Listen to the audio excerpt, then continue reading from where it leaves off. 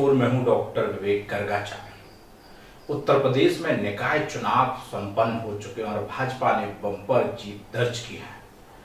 अब आगामी 2024 के लोकसभा चुनाव के लिए बीजेपी तैयारियों में जुट गई है। आप सोच रहे होंगे तो अभी तो 10 महीने हैं साहब, 10 नहीं 9 महीने हैं, यानी चुनाव का बिगुल फरवरी में बज जाएगा और मार्च और अप्रैल में देश में कई चरणों में चुनाव होने हैं। और भाजपा की रणनीति हमेशा ये कहती है कि भाजपा चुनावों की तैयारी लगभग 1 साल पहले से शुरू कर देती है, यानी अब बीजेपी लोकसभा चुनाव की तैयारियों के मूड में आ गई है। और यही बीजेपी की खासियत भी है, क्योंकि उसका संगठन शुरू से ही तैयारी कर देता है, बाकी पार्टियां ऐन वक्त पर तैयारी करती हैं। अब हम आपको एक बड़ी खबर बताने जा रहे हैं। योगी सरकार के कई मंत्री व विधायक लोकसभा चुनाव लड़ेंगे। अब आपके जहन में यह सवाल भी आएगा कि अगर मंत्री व विधायक लोकसभा चुनाव लड़ेंगे तो जिन सीटों पर चुनाव लड़ेंगे उन सीटों के सांसदों का होगा क्या, ये भी पूरे विस्तार से बताएंगे। कल मीडिया से बात करते हुए बीजेपी के प्रदेश अध्यक्ष भूपेंद्र चौधरी ने कहा कि भाजपा लोकसभा चुनावों की तैयारी कर रही है और जल्द ही कई सारे मंत्री यह चुनाव भी लड़ेंगे। अब आप सोच रहे होंगे कि ऐसे कौन कौन से मंत्री हैं और विधायक हैं जो चुनाव लड़ेंगे और किस किस सांसद की टिकट कटने वाली है।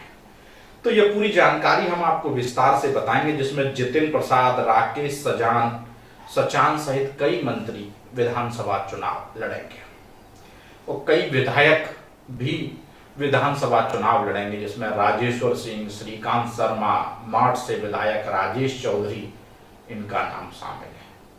तो आप सोच रहे होंगे कि ये इतनी जल्दी लोकसभा की चुनाव क्यों लड़ेंगे, तो हम इस खबर को आपको पूरे तरीके से विस्तार से बताते हैं। भारतीय जनता पार्टी 80 लोकसभा सीटों पर चुनाव जीतने के लिए तैयारी में जुट गई है, यानी बीजेपी का इस बार नारा होगा 80 की 80, जिसमें कई सारी ऐसी सीटें हैं जहां पर जो मौजूदा सांसद हैं उनकी उम्र 75 वर्ष पूरी हो गई है या वो पार्टी में फिट नहीं बैठते, यानी कि वो ग्राउंड पर काम नहीं कर पा रहे हैं। ऐसे सांसदों का अगर मैं नाम लूं तो जिसमें कानपुर से सांसद हैं सत्यदेव पचौरी, देवरिया से सांसद रमापति राम त्रिपाठी, बरेली से सांसद संतोष गंगवार और मथुरा की सांसद हेमा मालिनी, प्रयागराज की सांसद रीता बहुगुणा जोशी, इनका टिकट कटना लगभग तय माना जा रहा है। अब इनकी जगह चुनाव लड़ेगा कौन? तो अब जिन मंत्रियों की हम लोग बात कर रहे थे, जिसमें लोकसभा चुनाव जिन मंत्रियों को लड़ाया जा सकता है, जिसमें पीडब्ल्यूडी मंत्री जितिन प्रसाद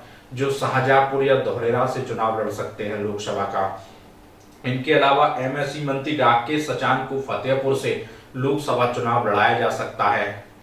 इसके अलावा राज्य मंत्री स्वतंत्र प्रभार दिनेश प्रताप सिंह को रायबरेली से चुनाव लड़ाया जा सकता है। इन मंत्रियों को लोकसभा चुनाव लड़ाया जाएगा। अब सवाल यह उठता है कि इनके अलावा कौन कौन ऐसे विधायक हैं या पूर्व विधायक हैं, उनके भी नाम है। पंडित दिनेश शर्मा पूर्व डिप्टी सीएम, इनको लोकसभा चुनाव लड़ाया जा सकता है। देवरिया के विधायक हैं सलम मणि त्रिपाठी, पूर्व पत्रकार हैं, हमारे अच्छे मित्र हैं, उनको भी लोकसभा चुनाव लड़ाया जाएगा। मथुरा से विधायक और पूर्व ऊर्जा मंत्री श्रीकांत शर्मा का भी नाम है कि जिनको लोकसभा चुनाव कहीं ना कहीं सीट से लड़ाया जा सकता है, मथुरा नहीं कहीं ना कहीं सीट से इनको चुनाव लड़ाया जा सकता है। फिर इसके बाद राजेश्वर सिंह हैं जो विधायक हैं, ईडी से आने के बाद विधायक हो गए लखनऊ से, उनको चुनाव लड़ाया जा सकता है। इसके साथ ही अगर मथुरा से हेमा मालिनी को चुनाव नहीं लड़ाया जाएगा, टिकट काटी जाएगी, तो माठ के विधायक राजेश सिंह का भी नाम है, यानी राजेश चौधरी का भी नाम है, इनको संभवतः चुनाव लड़ाया जा सकता है। क्योंकि मथुरा की लोकसभा सीट जो है वो जाट बाहुल्य इलाका है, अगर वहां किसी को अगर चुनाव लड़ाना है तो वो जाट को ही कैंडिडेट के तौर पर आगे किया जा सकता है, या फिर ब्राह्मणों पर अगर दाव लगाना है तो खुद श्रीकांत शर्मा का नाम पार्टी सूत्र बता रहे हैं। ये शुरुआती अभी तौर पे कहा जा सकता है। अब इस चीज की भाजपा में कोई गारंटी नहीं होती किसको कहां टिकट मिलेगा, लेकिन शुरुआती जो हमारे सूत्र हैं वो ये इस तरह से बता रहे हैं कि इनके टिकट काटे जा सकते हैं और इनको टिकट मिल सकता है।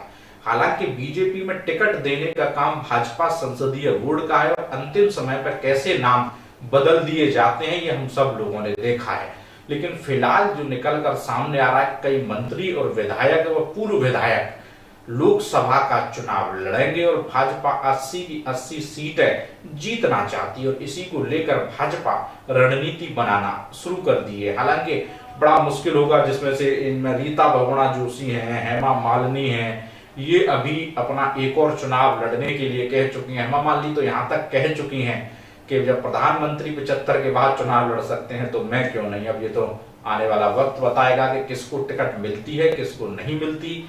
लेकिन फिलहाल के तौर पर जो जानकारी आज के तौर पर है वो हमने आपके साथ शेयर की। फिलहाल इस शो में मेरे साथ इतना ही, मुझे दीजिए इजाजत, नमस्कार।